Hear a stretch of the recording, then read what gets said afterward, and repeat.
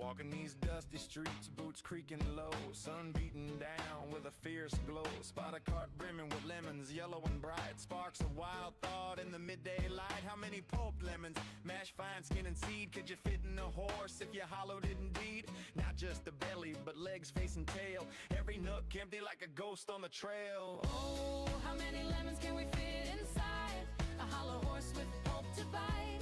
From cavity vast to lemon share, we'll count them up with flair and care. 1700, that's mere start. Hologram horse claims an infinite part. Boundary and codes, the volumes might superpose states in eternal philo. Heard that ditty round the fire's glow. About 1750 lemons all in a row. They figured the horse, its belly and chest, but reckon that number ain't the best. Maybe lemons small or packed real tight. Missed some parts in the campfire light. Counting just the body, lungs and gut and play. About 2,000 lemons could fit that way. That old song's off, low ball in the score. There's surely room for more.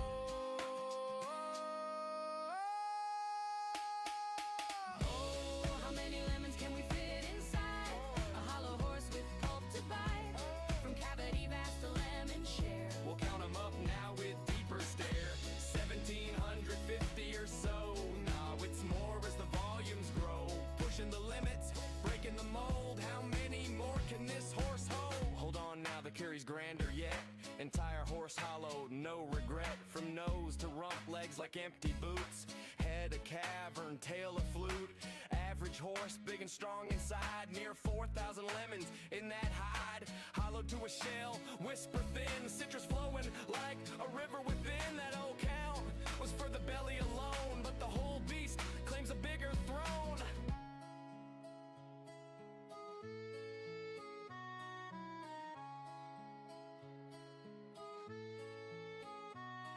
Now ponder the lemons, what they truly are. Not just fruit pulp from near or far. Holographic principle weaves the tale. Boundary encodes the whole without fail. Each lemon's essence on its skin so fine. Projects the volume in a quantum design. Superposition holds them in states untold. Multiple forms in one, bold and cold. As a single entity, quantum through and through. Influenced by neighbors, interactions accrue. Over time they entwine in adjacent dance. Inertial paths shaped by circumstance. Not separate bits, but a unified field. Lemons superposed, their secrets revealed. Infinite potentials in that citrus sphere. How many fit? The answer's clear. It's here.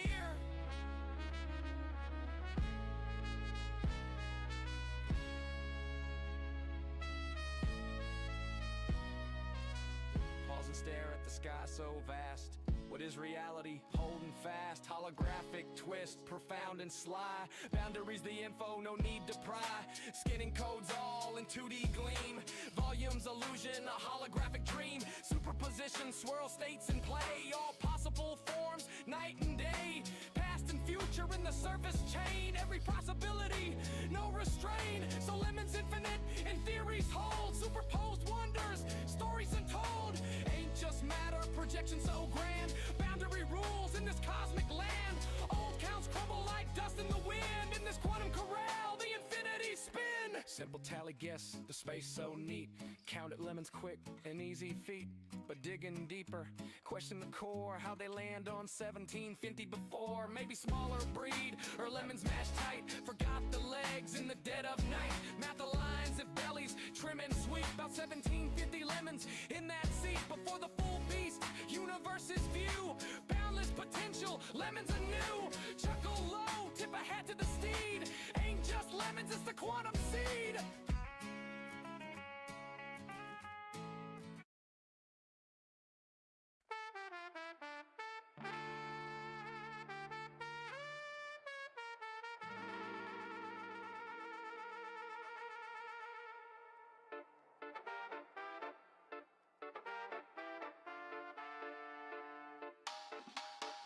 Out on sun-kissed sands, I swing my axe high, chopping down palms neath the endless sky. Gathering bananas, ripe and so sweet, from dawn's early light to the evening heat. Dodging the dangers that creep from the tide. Wild waves crashing, nowhere to hide. Filling my saddle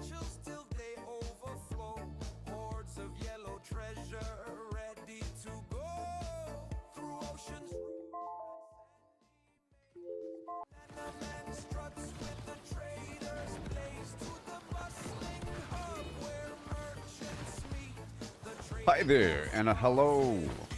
Yeah. At the trading post, deals come alive.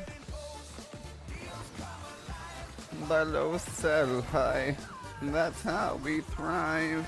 I'm the banana man.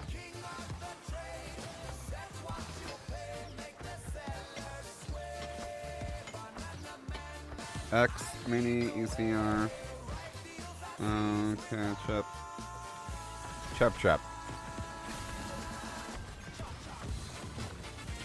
Oh yeah. So I was here for a bit here, you know, getting some stuff in the background. I'm making some fine progress. Let me catch you up. Right now, I'm working with a whole lot of trophies, baby. Yeah.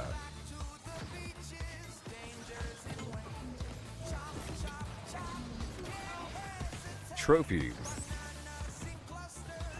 Trophies is what I'm doing. And it requires a bunch of components. It requires a lot of steel and lumber for the first tier, and star metal and weirdwood for the second tier of these trophies. I gotta have a whole lot, and basically I'm making the tier 2 whenever I have the weird component. You get these weird components, you know?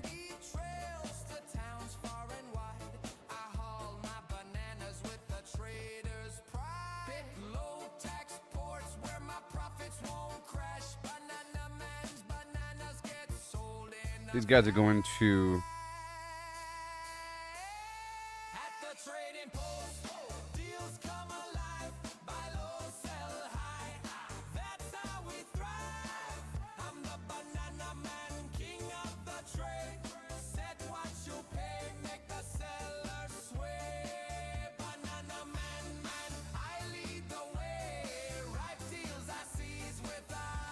all right. You finished already? What do you mean you finished, Andrew? Sounds like you're being a big old stupid troll or something. What do you mean you finished?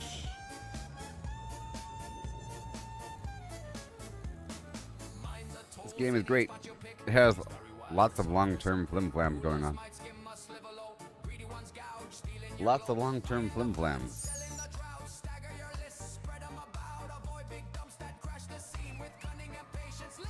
Let me turn this music up for a second. Finish the game. Do you finish what? It's an MMO. You know? You don't finish it. You don't finish the game. I beat the storyline a long time ago.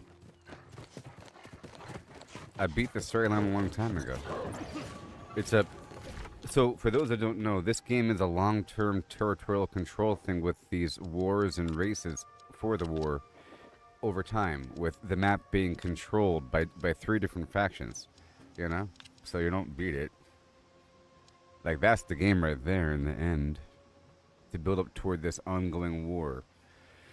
But everything else is in between. You have these massive groups of people, like right here, you see these people are coming through. And, you know, you farm stuff with a bunch of people. You know, you do a bunch of PvP. You don't, like, beat PvP. It's like saying you beat Mortal Kombat because you beat the storyline. You know what I mean?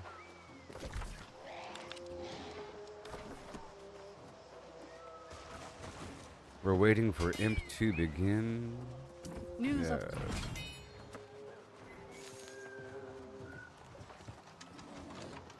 And here they come. A massive amount of people. Oh, next season? See, I gotta find out about the next season there, Bobby. I'm speaking with Bobby on YouTube right now. So, people in the trade chat were talking about the next season, the gear score moving up to 800, right? And this and that, and this and that. And that they're flipping the zones or something. That the low level's a high level or something. And now you're saying vampires and werewolves. An extra landmass to explore? A new weapon in December, do you know what it is? Do you have to buy this stuff? Do you gotta pay for this stuff? Oh, wait. I have to swap my gear out.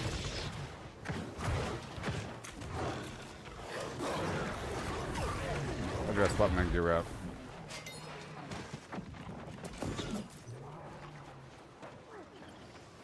Do you got it? Or no? Is it another paid expansion? So there's a new zone under Brimstone? Are they changing the map layout? Like under, like here? Oh, so like this right here? Like right here? Oh yeah, look, the road. So probably like right here? And right here? Yeah, look at that. And right here?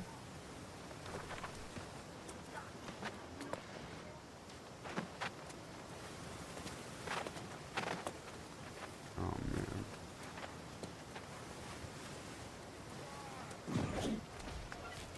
man. Daggers. Ooh. Ooh, yeah, this game is missing daggers, you know. And stealth. This game is missing daggers and stealth. It's kind of surprising, actually. Like, Hatchet kind of comes close. But not really at all. And Rapier. But not really at all. It'd be like a mixture between the Rapier and Hatchet, probably. But then, you know. Like, I know where the heck I'm going. Don't put me in front. Jeez.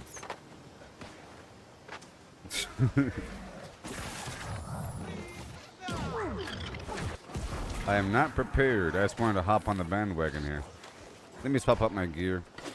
And then my stats. See, I put all my points in Constitution. But I would like to actually kill these guys. Okay, I can't do that. I gotta move my points back over.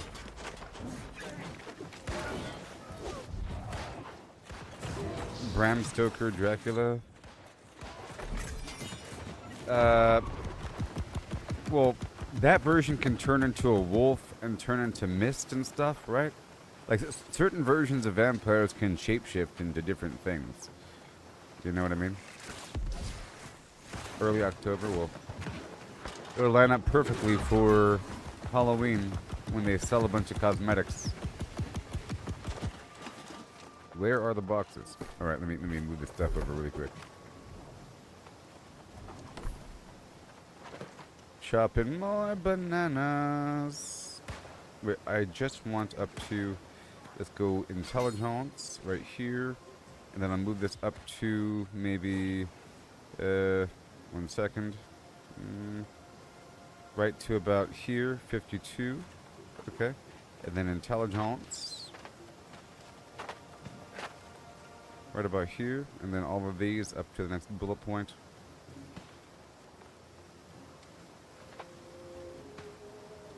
All right, and then the rest.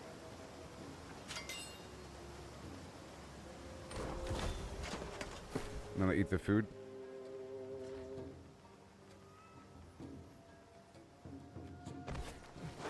All right.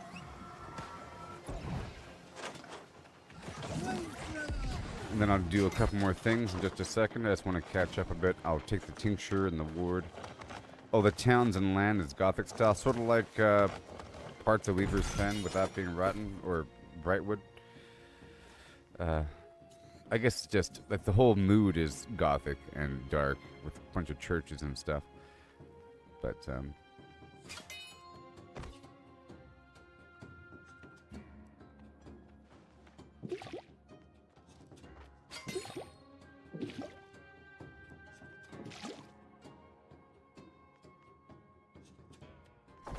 alright, so now I'm strong.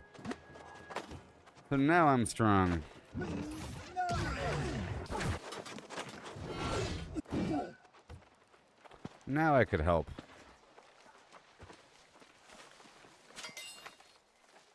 Yeah. Bop. Bop-a-doo-bit. Bop.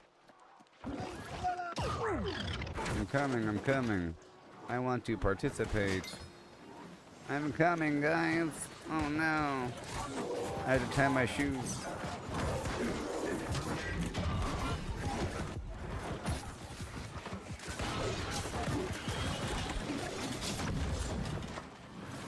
So I had a great time earlier, yesterday.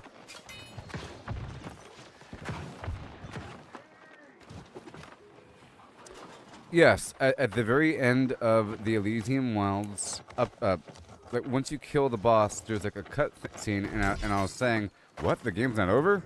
Another expansion?" Is what I was saying to myself, because there's like a cut scene at the very end, and it shows a bunch of stuff, and yeah, I think it did show that. I was surprised. I'd say, well, this, I was saying this felt very much like the cutscene that happens between the normal game and the expansion of the Angry Earth. And then you have this other thing that pops up when you kill What's-Her-Face. I'm following you. Am I wrong to do so? So yesterday, I'm trying to work on my trophies, right? I'm trying to get like the surveyor tools and the other weird little doodads that you need to make the second tier trophy, and they're primarily found in supply boxes of level 35 plus variety as per the New World database. So I'm looking at the map, and the rest of the shores is a decent level range, you know. So I put some feelers out. You guys don't loot boxes? What is happening here? Super efficient run. We skip all boxes.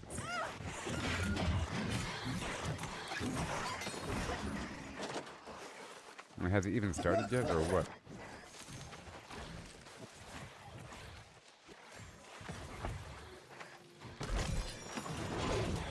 Yeah, so I put some feelers out there for people to join me, and then one person did, and they obeyed.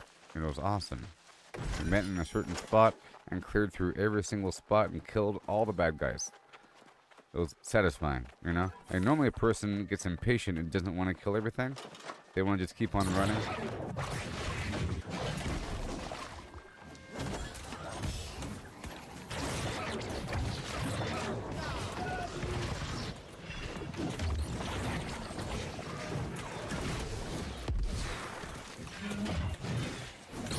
And it was very satisfying, and I looted all the boxes, you know. I don't know if I got anything, but somewhere in there I got the recipe for clam chowder.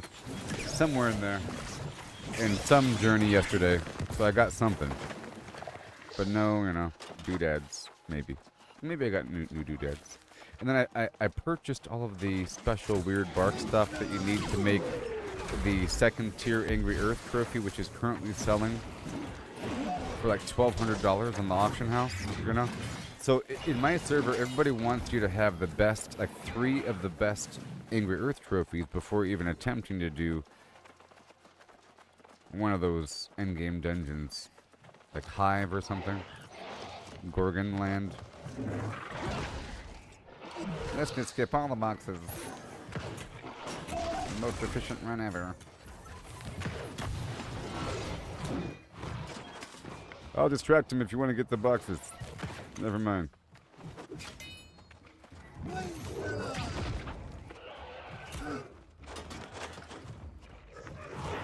Ugh.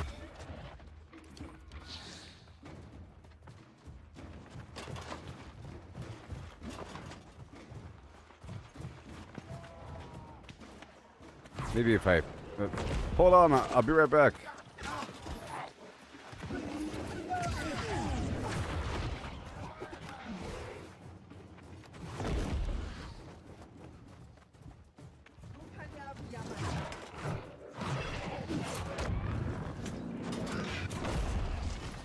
Goodness gracious.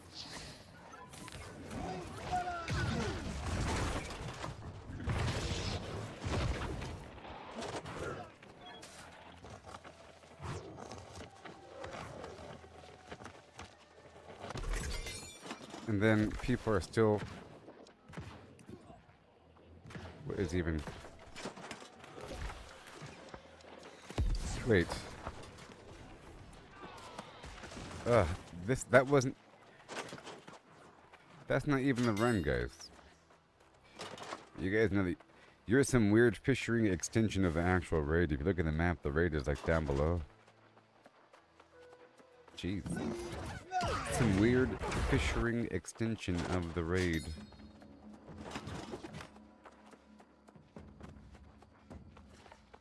Don't worry about them. Don't worry about them. I went with the wrong group. I'm so sorry. I thought they were the guys, but they're the ones that went ahead of you. It's Luigi. It's Luigi. Look, it's Luigi. I recognize Luigi anywhere, and that's Luigi.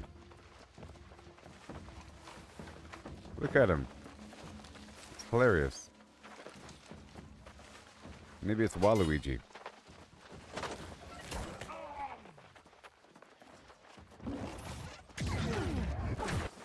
But anyways, went through Reekwater, and it was great. The entire area, and killed everybody.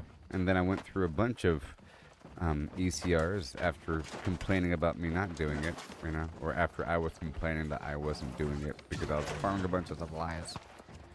And then I made a bunch of trophies. And as I was saying, the Angry Earth trophy sells for a bunch. The highest level one sells for a whole lot because everybody wants it.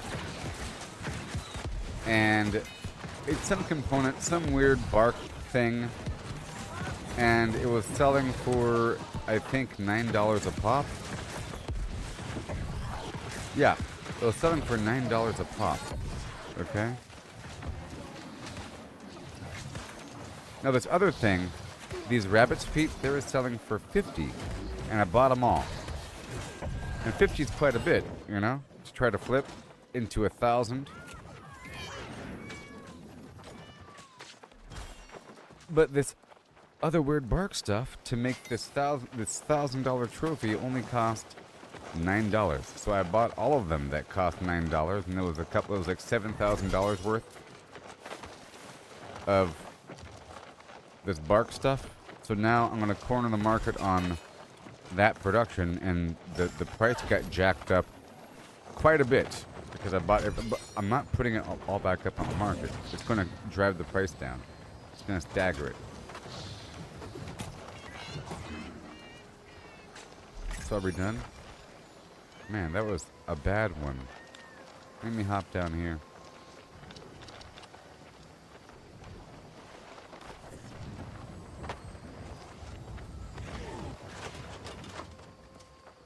Hey, hey, what's the matter with your face and your place and your race?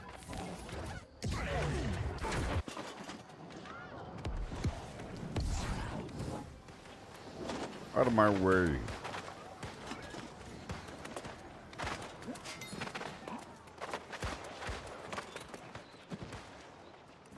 Hot stuff coming through.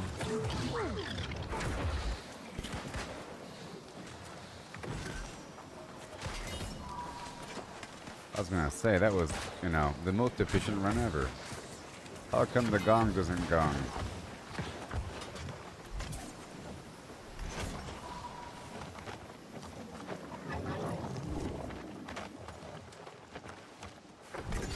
Let me swap over to my other build. I like that I have these two builds. One is more fragile than the other because all my pieces of gear have luck in it, including all the gem slots having pearls. You know? In this set of gear.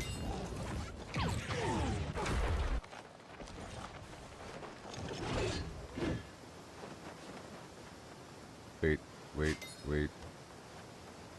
Where is everybody? Where is everybody? Where are we going now? Mine? Mine next?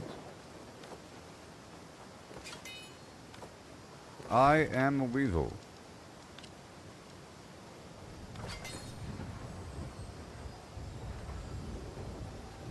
You have to choose between vampire or werewolf to side with. Maybe there's like a secondary PvP thing going on, you know? Where it's almost like free-for-all, but it's split down the middle as opposed to being three-sided.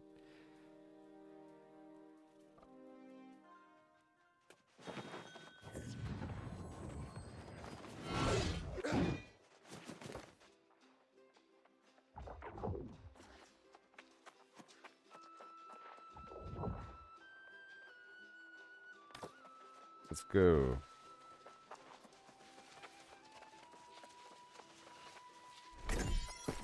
Alright, 841. Sure.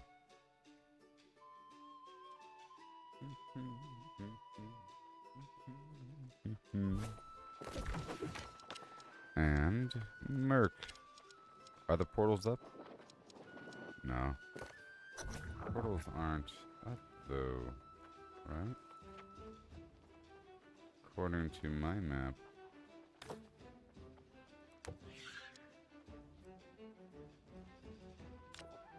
We're going to the mines.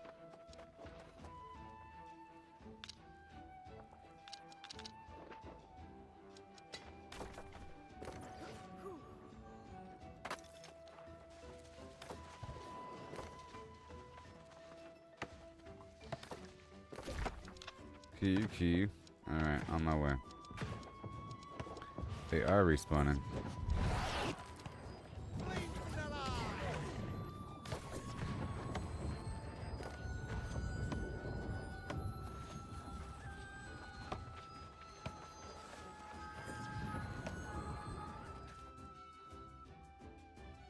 Major changes coming to the endgame.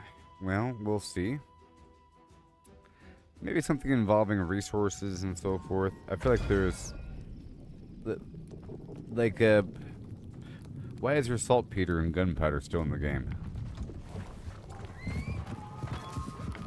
There used to be ammo creation.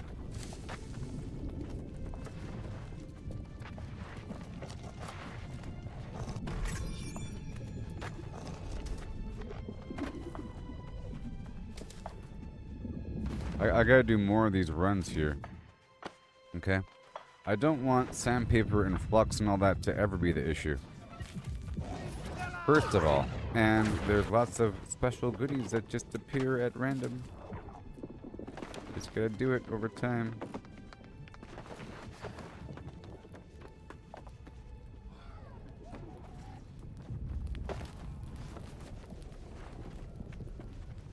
Come and get your flub. Oh, baby.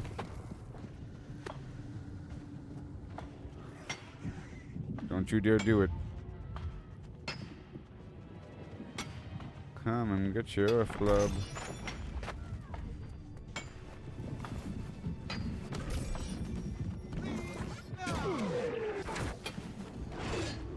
Sleep, fellas. Want people to work for gear. No more money buys top gear. Good. Good. Because, like, for example, the best trophies are only crafted, right? Because you have to...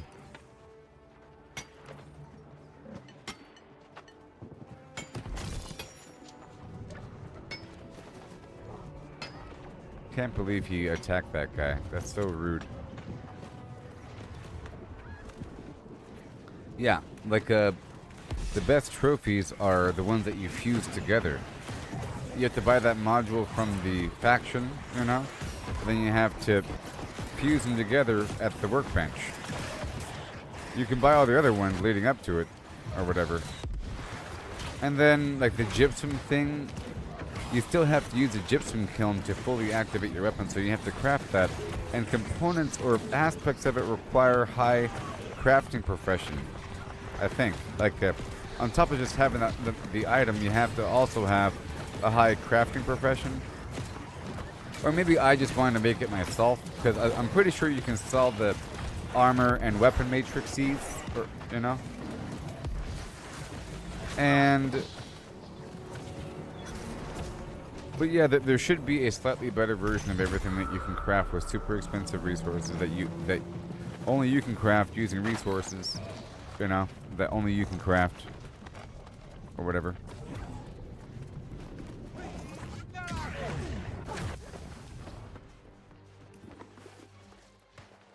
Alright.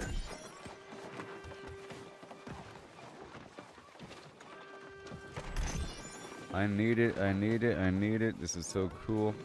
So today, I'm going to work on my iron routes again. I went through Elysian Wilds earlier. Yesterday, and it was great. You know, back when I first went through it, I was impressed with how much iron there was. I went back Oh yeah, there's a lot of iron. All on this ridge line. So I'll try to combine that with my other route.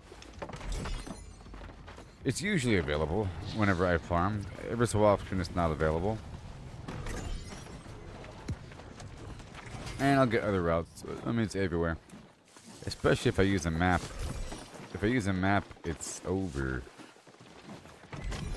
There's clusters. And if I use a map to look for resources, which I don't like doing normally, that's okay.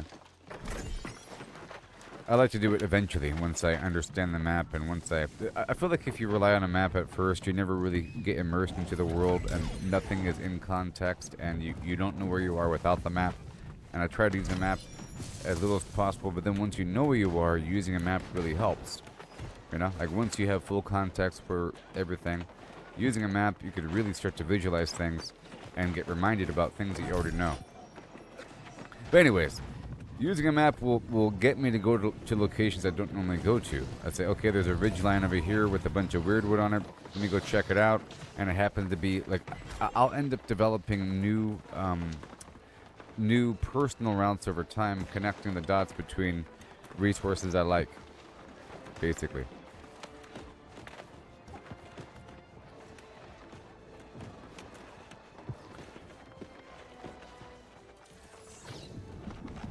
Yeah, and the idea of like just simply buying an item, I feel like through natural gameplay, by the time you have enough money to throw away on a single piece of gear that costs like 18,000 gold, you have the means to make your own. Or you've been exposed to different systems to get your own. Like, where'd they get that one, for example? Where'd that one come from? My point is, by the time you can afford such an item naturally, you have the means to get that same thing. It's only for people that buy a lot of gold or get a hold of a lot of gold really quickly, and then they want to start leveling up their character super fast. And they look up guides on what to buy, and they buy exactly what they have to buy, and they buy all the resources to move. I have to buy 330 of this and 220 of that, and then I make 10 of this and 20 of that, and that's the most efficient system to level up my flim flam. You know? And they buy everything. I have to buy 330 sandpaper and 550 star metal, or whatever, I don't know. And they buy everything mindlessly, and then they wait for the game to begin. When they're skipping the game, the game is actually acquiring all that stuff, you know, in some means. Now I'm using the auction house in a certain way, or the trading post. I'm looking at the trophy, right? Now I know what to look for, and I'm looking at the components that make the trophy. And I was looking at all the, it goes minor, basic. So I was looking at all the basic trophy components, and then some of them were cheap, and I tried to buy out all the cheap stuff because my plan is to make as much as I can. Now I don't, I sort of want to burn through, I still have a stack of like 9 of the ancient bones and like 10 of these pristine claws from the wolf. The wolf claws are cheap, but they don't need to be purchased en masse because there's wolves everywhere, and I already had 10, and that tells you, you know, that they're just everywhere. You just get them. But the point is, killing beasts is sort of a big deal. The higher level beast trophies are worth a certain amount of money. Some people want to stack the beast trophies when fighting in the Elysian Wilds, for example, because it can be kind of hard sometimes to fight these gorillas, you know, and there's some beast bosses going on here and there. So those trophies are expensive, and being able to build them up and sell them over time and stagger them is a good thing. And it gets me working with furniture working over and over and over again. And I'm working at like gems. So now I have this big old stack of rabbit's feet and this big old stack of this bark stuff to make as many of the Angry Earth trophies as I want. Plus the Angry Earth trophy, it just takes like 25 steel and 20 lumber and then 25 earth motes. 1 second. It costs like 25 earth motes, which is, you know, nothing. Sort of, because I have earth alignment on my pickaxe. You know what I mean? And it's relatively cheap to make, that first tier. And then the second tier just requires the first tier plus that weird bark thing. Only one of them. And like 20 or 25 star metal and 20 or 25 weird wood. Which ain't bad. Because sometimes in the past I found myself with big old stacks of this stuff. So now for a while I'm not processing any of my orichalcum. I'm turning it all into trophies until I get a nice pile. So now I'm building up on orichalcum or until I get a surplus. But right now I'm processing everything the moment I get it. And then with that Sothis thing, if I get... So I even want some of the lower level scrap because that can become star metal. The higher level scrap becomes orichalcum.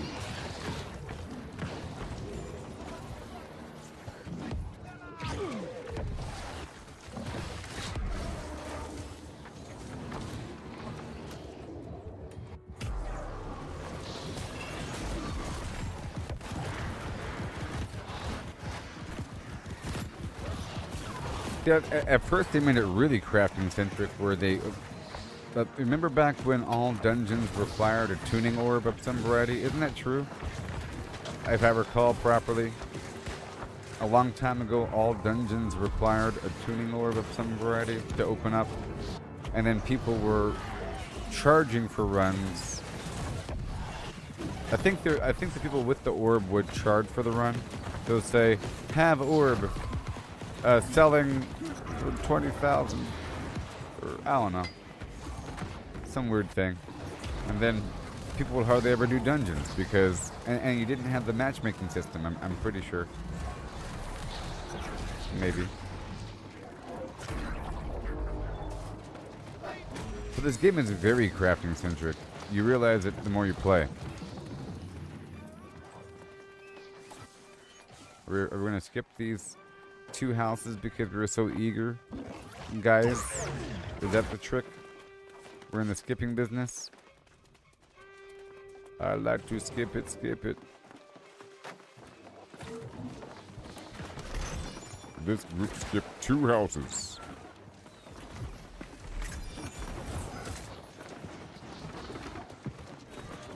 I like to skip it.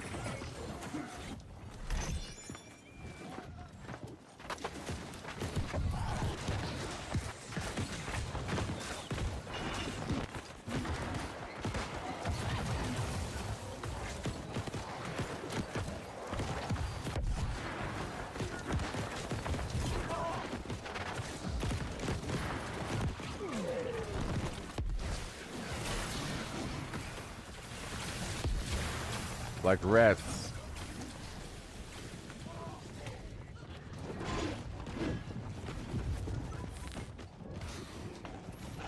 Yeah, you had to run everywhere. And it was like some stretches are just so long and lonely. And then the Azoth cost for fast traveling was super expensive as well. Like 1,250 to get across the map or some weird thing. And you had to make ammo, and you had weapon durability, right? And you had to have repair kits or something. And there were different tiers of sandpaper and all that. So you had to farm in certain areas. But that was nice. It got people across the game. But then it also got people spread out a bit too much. But now you have the freedom of farming wherever you want for sandpaper, you know? You still have to go to certain spots for the produce. You know, like certain produce only spawns in certain provision boxes across the map. It tells you. Found in Reekwater, Morningdale, and Plim Land. You know.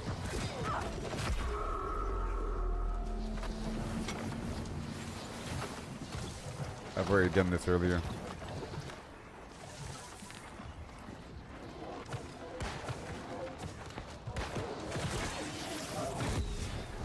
Yeah, all those things are improvements. They're quality of life things. I like things to be kind of rough, and I like to craft and everything, but it can sort of take away the joy of things. And they took away combat stamina. There's only like rolling stamina, I think.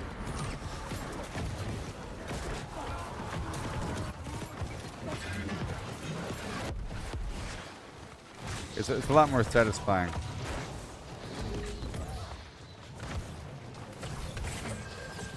I've always liked the streamlined nature of the loot in this game between the just basically the provision boxes and the supply boxes. But then you have like the alchemy boxes and the, the burial urns. They're all the sort of the same. Then you have the elite boxes. Special stuff, but it's pretty basic and understandable, and where you find them and how they look and where they're found and how they spawn, and you do a little loop around. Like, different games have different systems for loot, you know? Like, Borderlands has a little glowing green thing, and then it can contain one of several different things. You're hoping for whatever. I like the fact that you're forced to go around locations and loot boxes to be able to process all of the materials that you've already harvested. The idea is to harvest a bunch of resources, to gather a bunch of resources, like from the woods and stuff, and kill a bunch of animals. You skin them and mine a bunch of metal for hours and hours. You go back, and now you got to process it with a bunch of material that you've gathered through a whole different type of gameplay, like going through buildings. And you have to kind of kill bad guys from time to time, you know. Every so often you got to kill a bad guy. You can't escape them all. Every so often, you have to kill at least one dude. You know, for the most part, you're fine. So it goes from just chopping down trees and mining things and running around and not killing anything, and then like you're killing animals. I mean, it's very peaceful. You're fishing. I don't know. Now you gotta loot a bunch of boxes, and you're forced to, or you buy it.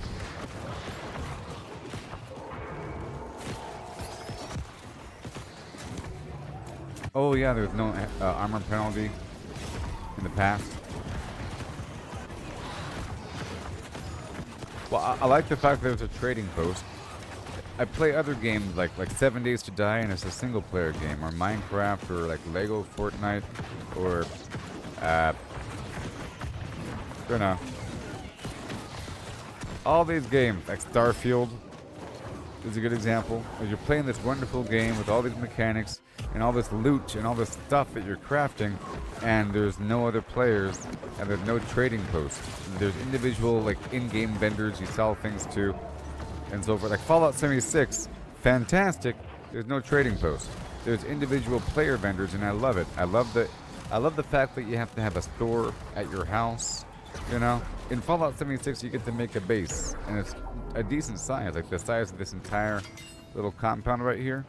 You know, and you can put a bunch of stuff in it, but the whole point is to attract people to buy stuff from your store, and you can sell anything in there. You know, a bunch of junk, a bunch of anything, joke items. You've been insulted, piece of paper for like 1,000, whatever, stuff like that, like cosmetic items, gear, weapons, whatever. You know, and it's a nice reason to build a base and have it be attractive. But there's no auction house. So you only get exposed to people that choose to come to your house. But here in this game, pretty much everything is sellable. Like all this doodads, every last little thing I'm getting, I can sell in the auction house. It's whether or not a person wants it. But this game provides many reasons to want things. Now, okay, one thing that's lacking is a way to process everything across the board. Like these extra mods. There should be a way to take these mods and break them down into dust or something. Why are these guys leaving?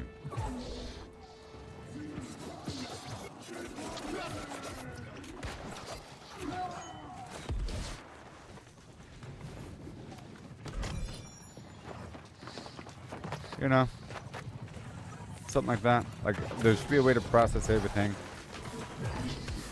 You could take a bunch of gems, turn them into gemstone dust, for example, and then use the gemstone dust to make the special stones, or as all by itself, or for the other thing. You know. Where to next? Meh.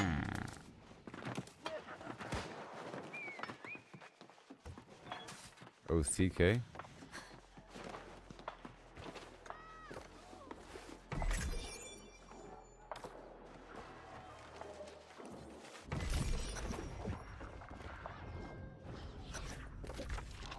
Standing with the blank page in front of your face, doing stuff all over the place.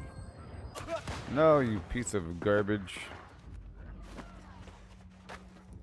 Let the sun illuminate the words that you cannot find. What the heck?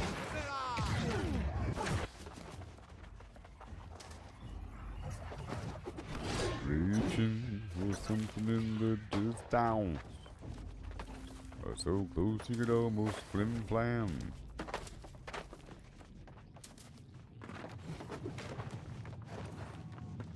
They're learning from New World for the Lord of the Rings MMO they're working on. They should have the New World combat system they're using. Oh my gosh. Well, I'll tell you what. The same team is making the Lord of the Rings game that makes this game. That Lord of the Rings game is going to be the best game ever.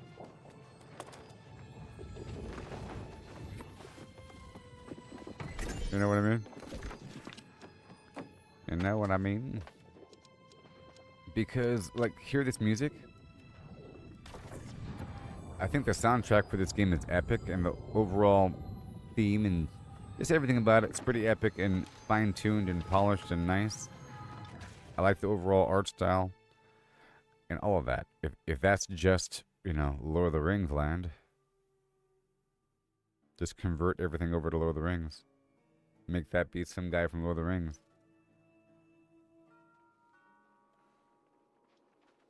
We already have Mordor. It's Shattered Mountain. Right?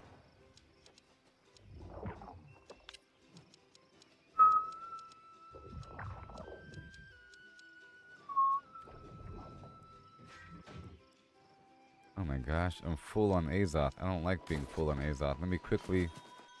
Oh boy.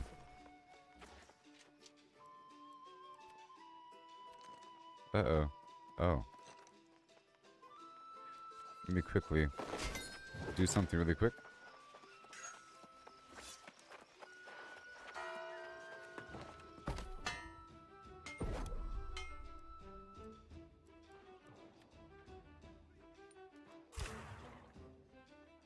Jared the G.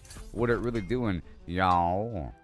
What it really do? I don't even know right now. Here we go now. Oh, oh yeah. Azoth. We're about to start CK right now. Right now, right now. Where is my Azoth? Que donde estás es mi Azoth?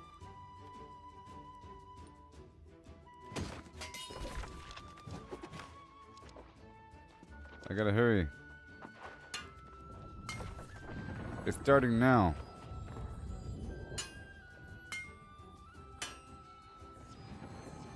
Oh, rumors are 2030, but with AI, they said they could speed up coding and be... What are you talking about? Oh, 2030 for Lord of the Rings? I guess it is 2025 right now. That's reasonable. That's reasonable.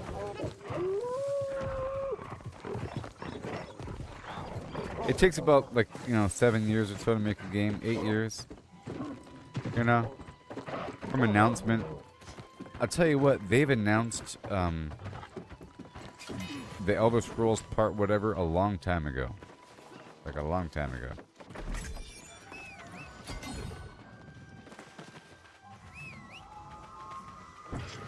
A long time ago. I mean, who even knows how many more years it's going to be? And we haven't even seen any gameplay footage yet, And then from the first sign of gameplay footage, how long is it going to take after that? How many years after the first glimpse?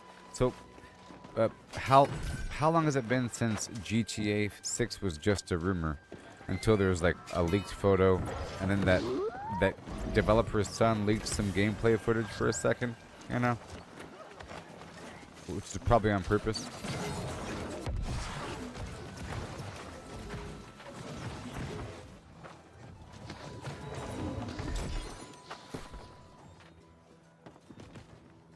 Let's take this defiled rabbit's foot. And I'll take the lost ward and then the lost tincture. There we go.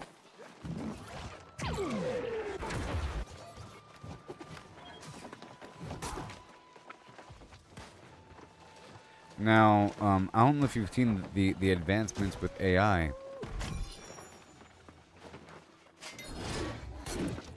but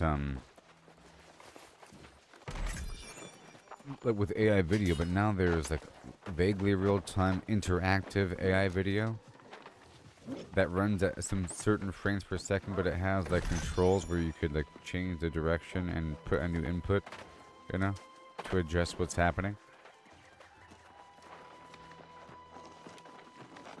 Like vaguely navigatable spaces bordering video game land, you know?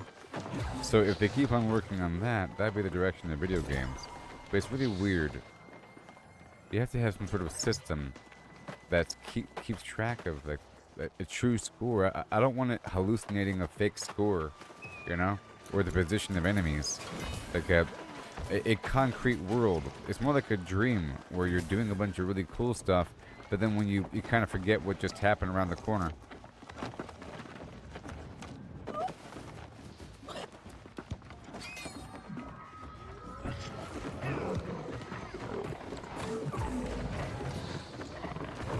I'm like a bird.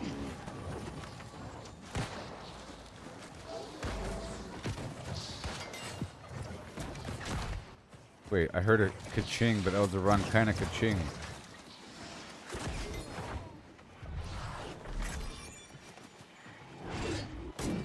I'm trying to get in on these chest runs, you know? That's how you get ahead in life. You just gotta do it a whole lot in the background, all the time. And then eventually it sort of dies down. At that point, you do your thing. I'm still trying to do 3 random dungeons a day. I'm trying to get just exposed to a bunch of dungeons at the normal difficulty. I still haven't done any mutated. I'm taking my sweet, savory time.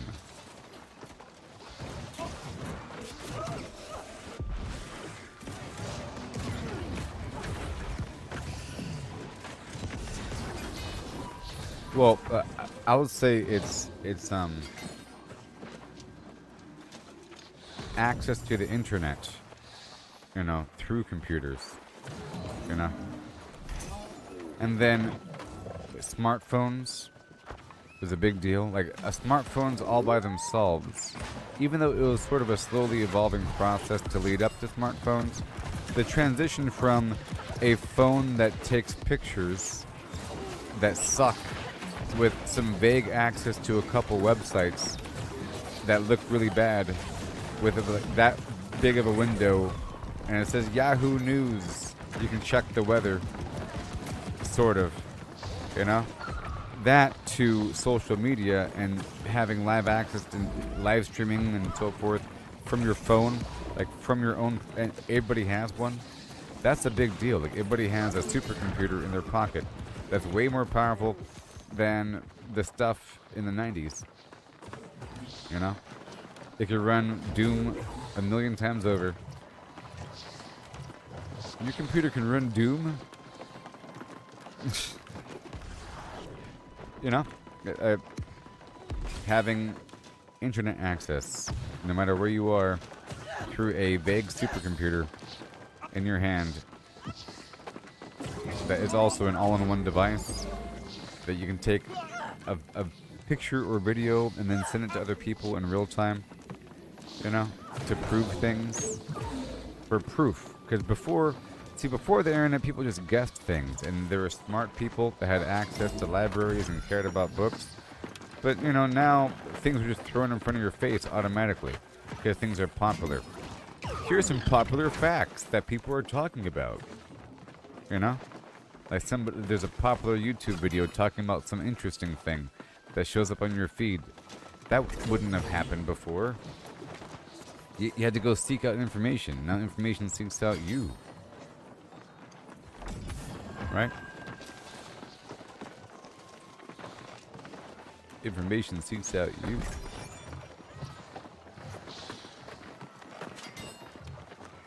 You're just sitting there.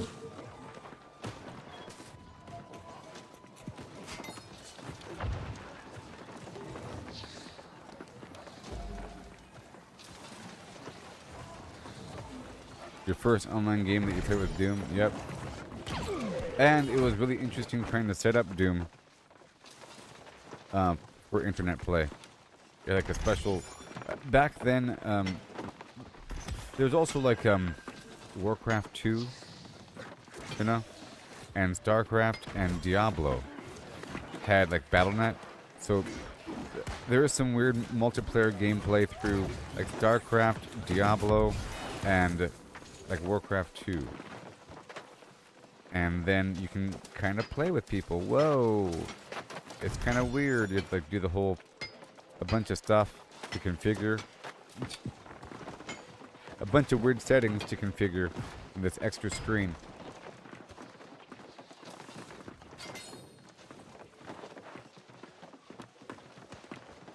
Yeah, back when they used to advertise the Britannica encyclopedia on the TV. Do you want to know things? You learn all manner of things. For example, let me open up this encyclopedia. Did you know in this short paragraph? Man.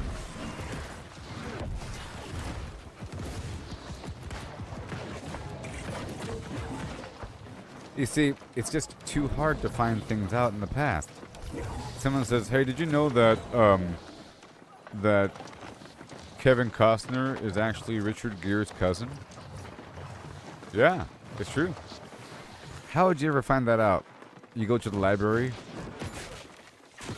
No. Like, how would you find that out? You go to the library and find out genealogies for celebrities? Where's that book at?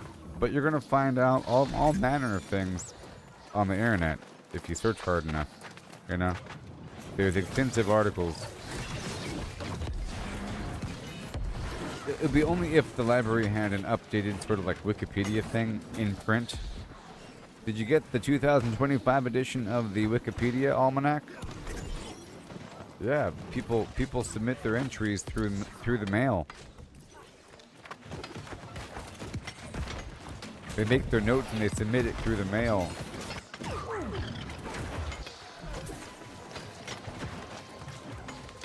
Oh, you really thought if you drink Coke and pop, well, you might, so don't do it. If you eat Mentos and Diet Coke, you'll die, alright? And if you feed pigeons uncooked popcorn, they die or something? Popcorn taste? Something explodes.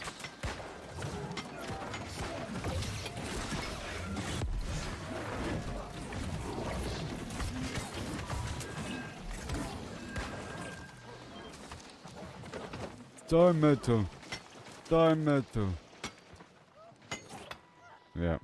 How do I confirm this? Weird rumors.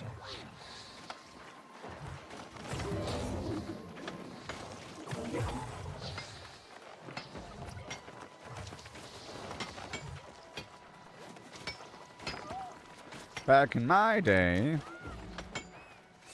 this sort of game would have blown everyone's mind. You can do what? How many buttons are there? Jeez.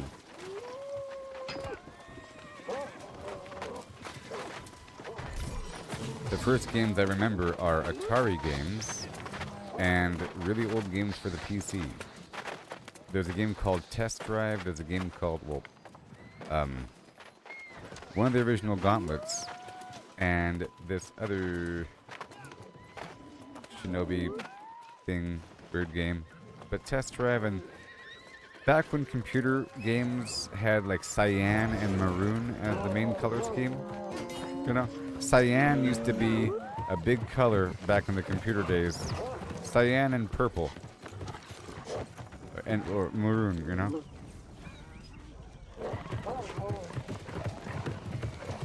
And then, you know, there's a bunch of Atari games going on. And then Sega Genesis, you know? And then Nintendo up in there. But then didn't really get Super Nintendo. Went toward the Sega CD. and that was cool. And there's a whole competition between Sega.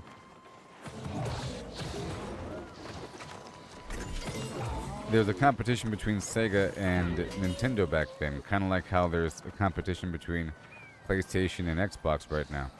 And back in the day, it was Sega and Nintendo, and you know who won that battle? No one talks about Sega. In fact, I'm pretty sure Sonic was purchased by Nintendo, so he really lost. Didn't he?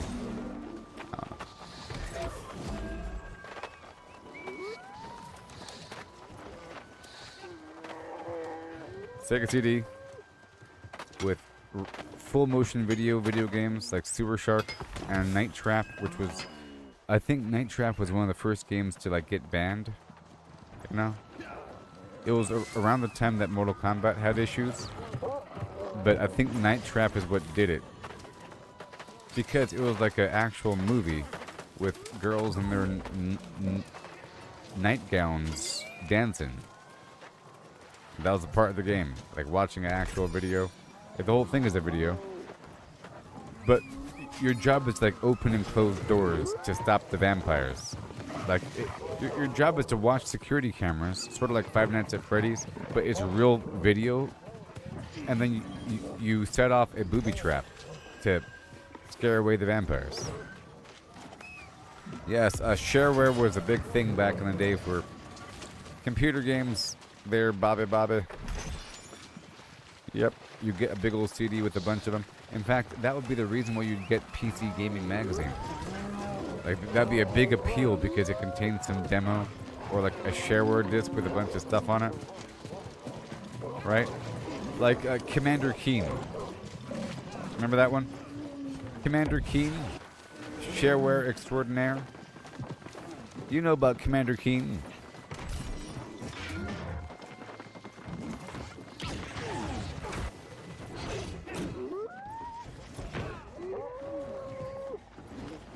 There's a bunch of games in that ballpark that were shareware. I don't know if anybody actually ever bought the games. There's a couple games like that.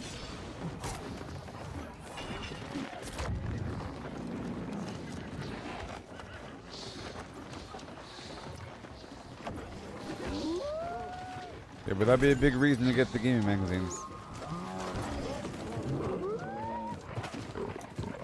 Back in my day.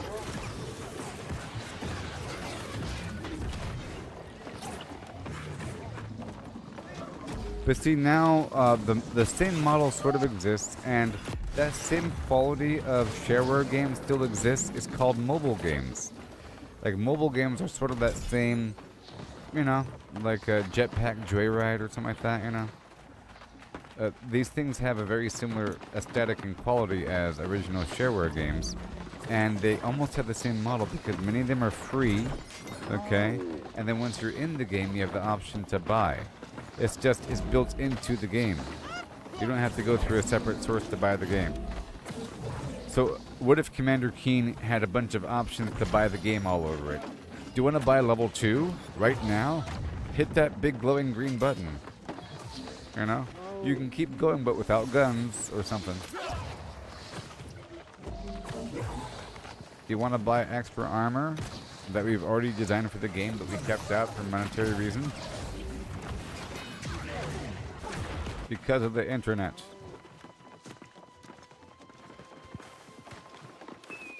Leisure Suit Larry and like King's Quest. There's a bunch of point-and-click adventure games that Baldur's Gate is sort of mirroring. That was a big deal. I think Leisure Suit Larry is kind of one of those, like where you have your character on the screen and you click over there, the character walks over, you move your mouse around, and you see what you can interact with. Like the Monkey Island thing, right? There's a bunch of this stuff. The character walks around the screen, and it's kind of funny, you know?